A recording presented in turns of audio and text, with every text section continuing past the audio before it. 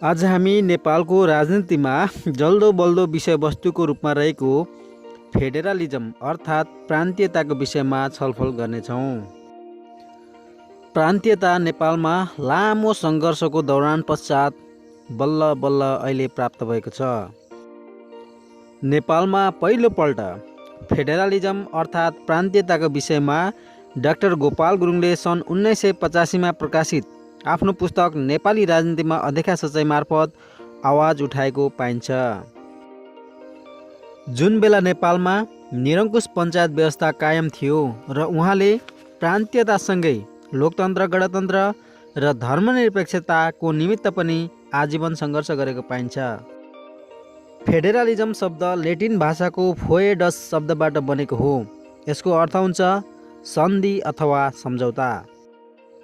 प्रान्तीयता federalism शब्दको प्रयोग त्यस्तो शासन व्यवस्थालाई इङ्गित गर्नको लागि प्रयोग गरिन्छ जहाँ एउटा देशलाई दुई वा दुईभन्दा बढी प्रान्त, राज्य वा प्रदेशमा विभाजन गरेर शासन सञ्चालन गर्ने गरिन्छ। प्रान्तीयता फेडरलिजम आज आएर प्रत्येक नेपाली जनताको निमित्त अभिन्न अङ्गहरू जस्तै बनेको छ। विशेष गरी नेपाल जस्तो धार्मिक विविधता, सांस्कृतिक विविधता, भाषिक र भौगोलिक विविधता भएको मुलुकमा त झनै यो प्रान्तीय व्यवस्था अति नै आवश्यक थियो र आवश्यक रहेको छ। यो व्यवस्था शक्ति विकेन्द्रीकरणको नीति अन्तर्गत ल्याइएको हो। हाल नेपालमा 7 प्रदेश र 753वटा स्थानीय सरकारहरू रहेका छन्। आखिर के हो त प्रान्तीयता? एउटा देशलाई एकभन्दा बढी प्रान्त, राज्य वा प्रदेशमा विभाजन गरेर शासन सञ्चालन गर्ने पद्धतिलाई प्रान्तीय शासन व्यवस्था भनिन्छ। यो एउटै देशमा बहुसरकारद्वारा राज्य शक्तिको प्रयोग गर्ने राजनीतिक प्रणाली हो।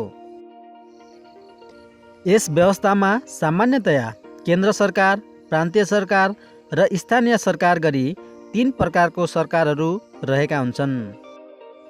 संविधानले प्रत्येक तहको सरकारको अधिकार र जिम्मेवारी तोकी आपसमा समन्वय तथा सहकार्यको समेत व्यवस्था गरेको हुन्छ। यी तीनै तहका सरकारहरू आपसमा स्वतन्त्र रहन्छन्। एकको अधिकार क्षेत्र अर्कोले अतिक्रमण गर्न मिल्दैन। प्रान्तीय शासन व्यवस्था आर्थिक हिसाबले केही खर्चिलो देखिए पनि समावेशी लोकतन्त्र, विविधता व्यवस्थापन तथा राज्य शक्तिको विकेन्द्रीकरणको दृष्टिकोणले यसलाई उत्कृष्ट व्यवस्था मानिन्छ। प्रान्तीय शासन व्यवस्थाको केही दुर्बल पक्षहरू रहे तापनि नेपालको सन्दर्भमा भने प्रान्तीय सरकारको दुर्बल पक्षहरू उल्लेखनीय नरहेकोले यहाँ सबल पक्षहरू मात्र उल्लेख गर्न गइएको छ। आखिर के छन् त प्रान्तीय शासन व्यवस्थाको सबल पक्षहरू? प्रान्तीय शासन व्यवस्थामा जिम्मेवारी, स्रोत साधन तथा अवसर तलका सरकारमा हस्तान्तरण हुने हुँदा केन्द्र सरकारको कार्यबोझ कम हुने गर्दछ। प्रान्तीय शासन व्यवस्थामा तोकिएको क्षेत्रमा जननिर्वाचित अधिकार सम्पन्न छुट्टै सरकारले प्रशासन र विकासको जिम्मेवारी पाउँदछ। विकास निर्माण तथा शासन व्यवस्था थप नियमित, व्यवस्थित र प्रतिस्पर्धी बन्दछ। केन्द्र सरकारले प्रान्तीय, राज्य वा प्रदेश सरकारहरू बीच समन्वय गर्ने तथा राष्ट्रिय र अन्तर्राष्ट्रिय तहमा देखिएका समस्याको समाधान गर्ने हुँदा समग्र शासन व्यवस्था सफल हुने गर्दछ। प्रान्तीय शासन व्यवस्थाबाट सबै वर्ग, तह, समुदाय, भाषा, धर्मका लागि समुचित पहुँच र अवसर प्राप्त भई समावेशी राज्य स्थापना हुने गर्दछ। प्रान्तीय शासन व्यवस्थामा स्रोत साधन र अवसरको न्यायोचित वितरण हुने गर्दछ।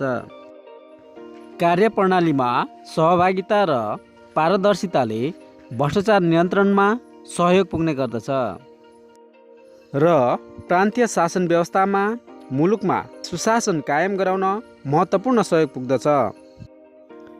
पक्कै पनि तपाईहरू प्रान्तीय शासन व्यवस्थाको विषयमा स्पष्ट हुनुभयो होला भन्ने मैले विश्वास लिएको छु र थप जानकारीको लागि अन्य थप भिडियोहरू हेर्दै जानुहोला। यस भिडियोलाई मन पराउनु भएको खण्डमा लाइक, सेयर र कमेन्ट गर्न नभुल्नुहोला। धन्यवाद।